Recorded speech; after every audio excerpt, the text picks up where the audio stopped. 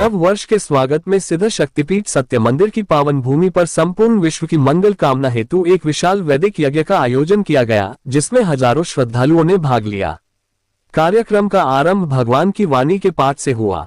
उसके उपरांत आध्यात्मिक गुरु दिव्य शक्ति मां पूनम जी एवं दिव्य शक्ति योगीराज श्री अभिनव महाराज जी की पावन उपस्थिति में वैदिक यज्ञ आरंभ किया गया। इस वैदिक यज्ञ में केवल वही श्रद्धालु जन आहुति का अर्पण कर पाए जो शुद्ध शाकाहारी थे।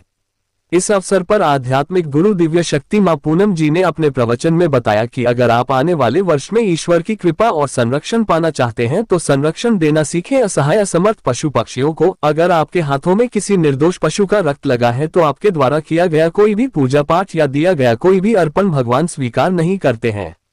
दिव्य शक्ति मां जी ने आगे कहा कि भगवान के अलौकिक मंत्र जाति है इंसान की, धर्म है मानवता का से प्रेरित होकर समाज के विभिन्न वर्गों में जाति प्रथा, दहेज प्रथा, कन्या उत्पीड़न, अंधविश्वास जैसी कुरीतियों का अंत हुआ है।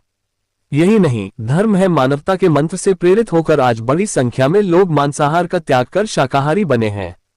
सत्य मंदिर की प्रवक्ता कोमल पत्रकार ने बताया कि देश विदेश में विख्यात सिद्ध शक्तिपीठ सत्य मंदिर, जिसकी स्थापना श्री कृष्ण चेतना अवतार देवी मां जी के द्वारा 1989 में इंदिरा नगर लखनऊ में हुई थी, की पावन भूमि से आज तक कोई भी खाली हाथ नहीं लौटा है। सबकी मनोकामनाएं पूर्ण हुई है और जीवन की विकट से विकट परिस्थितियों, संघर्षों से, असाध्य रोग और कष्टों से मुक्ति मिली है। आध्यात्मिक गुरु दिव्य शक्ति मां जी एवं दिव्य शक्ति योगीराज श्री अभिनव महाराज जी सत्य मंदिर लखनऊ द्वारा समय समय पर मानवता और श्री कृष्ण भगवान की गीता पर आधारित दिव्य कर्मों की प्रेरणा देने वाले सत्संग भारत के अनेक शहरों में जैसे फरीदाबाद, दिल्ली, अल्मोड़ा, जयपुर, आगरा, अयोध्या, ग्वालियर, कानपुर में हो चुके हैं तथा विदेश में भी जैसे इंग्लैंड, सिंगापुर में भी सत्संग आयोजित किया जा चुका है।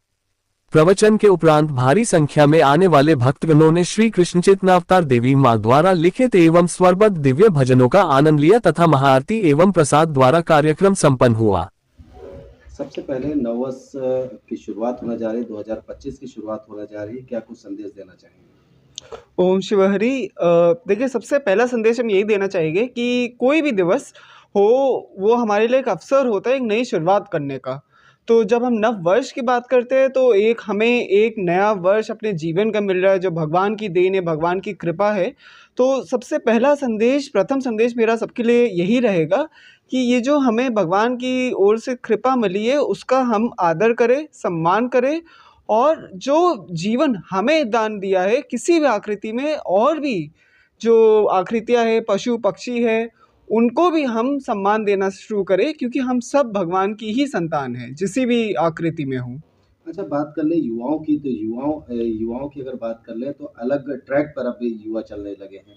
क्या कुछ युवाओं को संदेश देना चाहेंगे? क्योंकि नए वर्ष की जो शुरुआत होती है उसमें कहते हैं कई चीज़ें उसे पीछे छोड़ेंगे और कुछ नई चीज़ें ऐसी होंगी जिन्हें हम दोबारा से उसे अपने जीवन में लाएँगे। देखिए, पीछे छोड़ने की जो बात होती है, जीवन एक ऐसे यात्रा का नाम है कि हर समय हम कुछ न कुछ पीछे छोड़ रहे होते हैं। एक समय ऐसा होता है कि जीवन खुद ख़त्म हो जाता है और सब कुछ छूट जाता है। तो अगर जीवन में हमें अपने उसमें वश में जो है कुछ छोड़ने का, तो ऐसी दुष्वृत्तियों को, दुष्ट कर्मों को हम पीछे छोड़ें, ऐसे कर्मों को पीछे छोड़ें जो हमें एक मानवता से नीचे उतारते हैं और नए आरंभ में हम प्रेम भावना लाए। और युवा होने के नाते जो हमारा दायित्व बनता है कि जो हमारा देश है, सबसे पहले हम अपने देश का सम्मान में रखें और देश के सम्मान में हम अपने पूरे जीवन का योगदान करते रहे।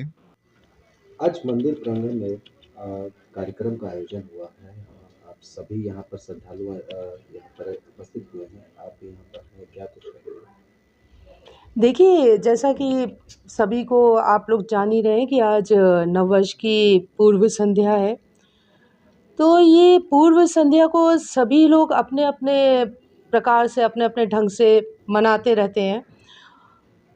चलन यही है कि लोग पार्टी में जाते हैं, वहाँ कुछ अपने ढंग से उनका सब होता है।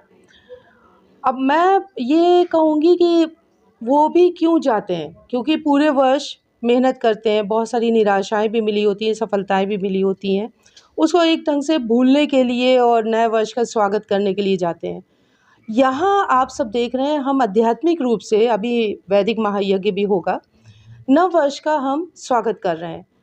तो एक आध्यात्मिक जब हम कहते हैं, एक धर्म के रूप में कहते हैं, तो ये धर्म का अर्थ ऐसा नहीं है जैसा हमने बनाया हो कि केवल पूजा पाठ। धर्म का अर्थ है एक आशा, नई आशा, नया उत्साह। और धर्म जो है क्या है? कर्मों का नाम हमारा धर्म कहते हैं। कर्म हम तभी कर सकते हैं चाहे वो सफलता के लिए ही क्यों ना करें, जब हमारे मन में एक आशा उत्साह हो।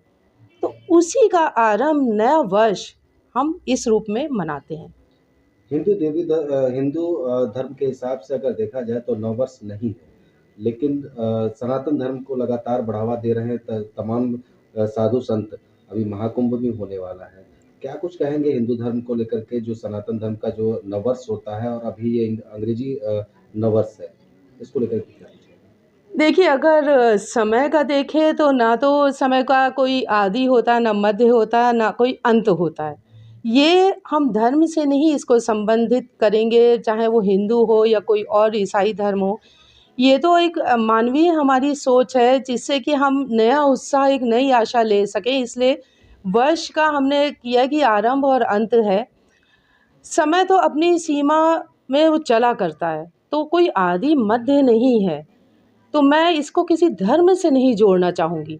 लेकिन हाँ, एक चलन चला आ रहा है, उसी के उसमें हम भी ये महायज्ञ कर रहे हैं। देशवासियों को क्या कुछ संदेश देना चाहेंगे, क्योंकि नए वर्ष की कल शुरुआत है और आज 31 दिसंबर है। आज 2024 को हम लोग अलविदा कहेंगे और 2025 का स्वागत करेंगे। क्या कुछ कहेंगे देशवासियों को? मैं यही कहूँगी कि